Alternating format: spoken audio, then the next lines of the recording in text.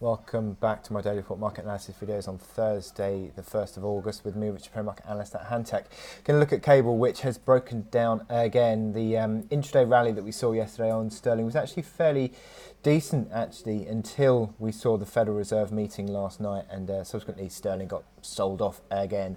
The volatility remains pretty elevated. It's up to now 97 pips on the average true range, which is around about a 3 or 4 month high. So it continues to remain fairly strongly volatile. 21 big figure is today's low, pretty much bang on. And 21 big figure, if I zoom back here to March 2017, was the key low then. So a breach of 21 figure, certainly on a closing basis, would open 119.80. Now, given the fact that the markets, that was this spike low here back in October 2016 was on a flash crash day. So whether that's real trading or not remains sort of open to debate. But certainly as the market was more considered in this reaction low of 119.80 back in January 2017, that is a key low that we have to be looking out for now. If that were to be breached, it really is open season to the downside.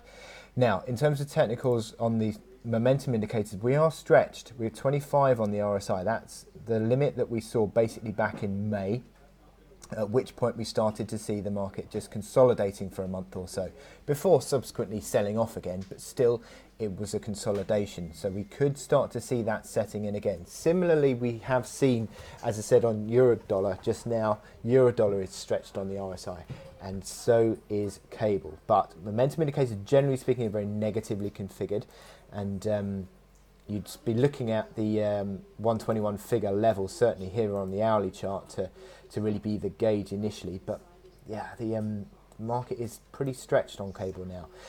In terms of resistance levels, 2140 was you could argue is a basis of a pivot. 2140, 2150 area, basis of a near-term pivot.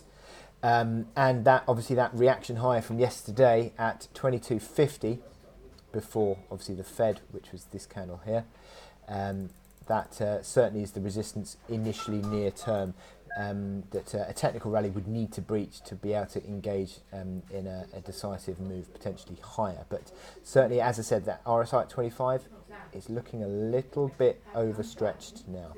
So with that in mind, I wish you good luck in your trading. Click here to subscribe to my YouTube videos and go to our website where you can sign up to our trading webinars. Thank you very much.